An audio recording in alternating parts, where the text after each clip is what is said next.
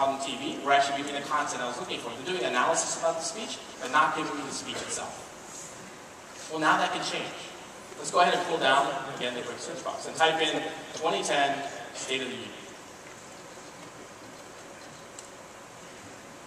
And again, you're going to see a variety of different results here. There's one on YouTube. Let's actually go ahead and go to the web and actually check out what else is there. You can actually get text of the speech itself, or you get all the different content.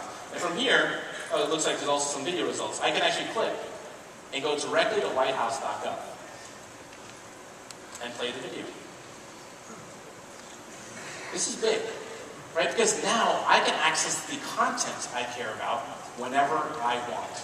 Right? I'm not constrained by thinking in terms of channels and shows. And sure, sometimes that content will actually be a show itself, but sometimes it won't be. What if I just want to check out the latest SportsCenter clip from last night's NBA playoff game?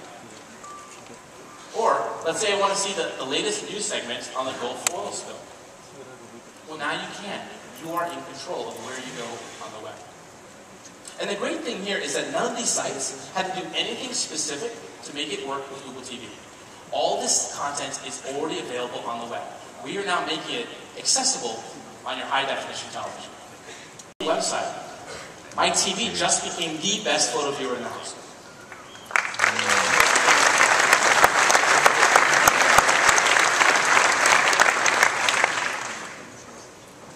It's pretty amazing. And we can go actually way more than that. Right? I can go on and on and on. Think of games, your favorite gaming sites. I can go to Club Penguin, or I can go to all my Facebook games. Think of music. I can go to Pandora, I can go to Rhapsody, I can go to any one of my favorite music sites. Think of shopping.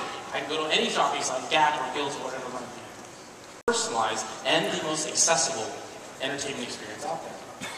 Right? Because we can help you spend less time finding and more time watching your favorite content, whether it be your favorite channels, your favorite shows, or your favorite web content. We showed you how you can control and personalize what you watch based on the capabilities of the web today. We can also make your TV content much more interesting by enabling hybrid scenarios between TV and web. And then finally, we can enable your TV to be much more than a TV. It can be a game console. It can be a photo viewer. It can be a music player. So, to talk a little bit about how we actually all made this all work, I'll pass it over to Vincent, who can actually talk about that. Sure. So, the hardware itself is going to feel very familiar to anybody here who watches TV. There's going to be TV sets, Blu-ray players, and companion set-top boxes. And they're going to be very easy to install because they're going to work with your existing cable or satellite box, no matter who your pay TV operator is. Okay, so what about the spec itself? Well, there are actually 4 key components to the Google TV hardware spec.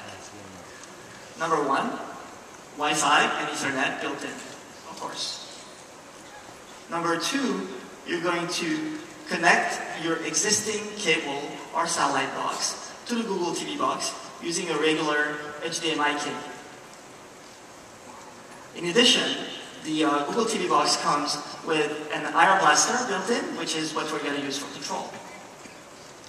Oh, by the way, in addition to this, we've also implemented a special IP protocol between the Google TV boxes and Dish Network set-top boxes.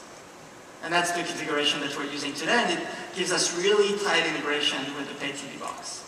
In particular, for instance, that's how I was able to do a one-click recording schedule. Number 3, plenty of processing power, so that you can browse the entire web. There's also going to be a GPU for enhanced 2D and 3D graphics, and a dedicated DSP that can do video in high def and audio in surround sound.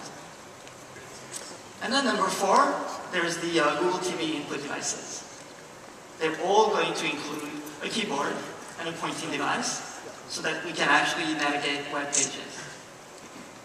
And our hardware partners have come up with designs that I think you're going to love.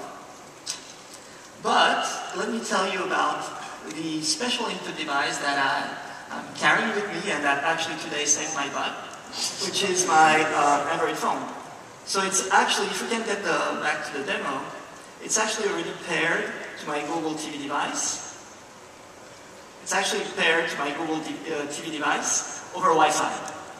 All right, and of course, you know, the feature that I love about my Android remote is that now I can speak to my TV. Let me show you. Good morning, America.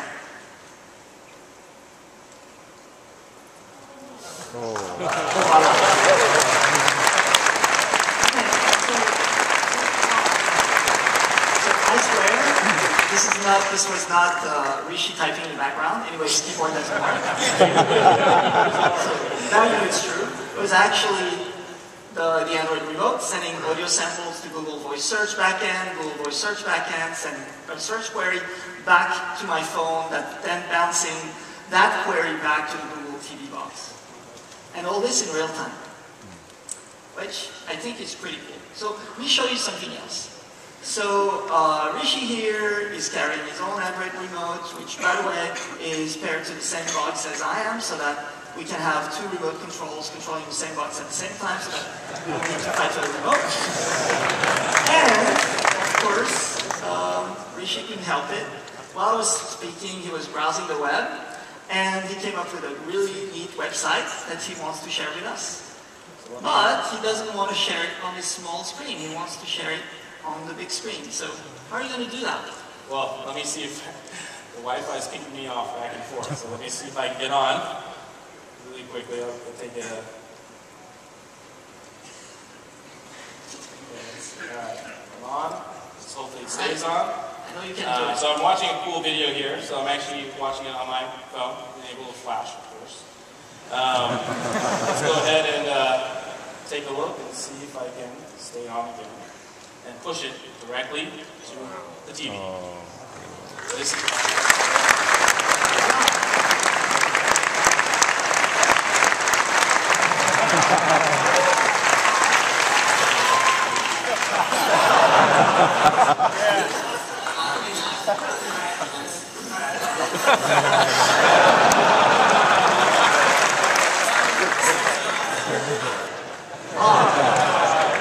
Rishi, that was a very special video that you shared with us. even better what we're watching than what we're watching on TV before. Of course. Alright, so at any rate, this is just the beginning. Why? Because actually we're going to publish this IP remote control protocol so that you, developers, can build your own apps and your own remote controls on the device of your choice, be it a PC, a smartphone, or a tablet, to enhance the Google TV experience. Alright, so that's pretty much the story about the hardware.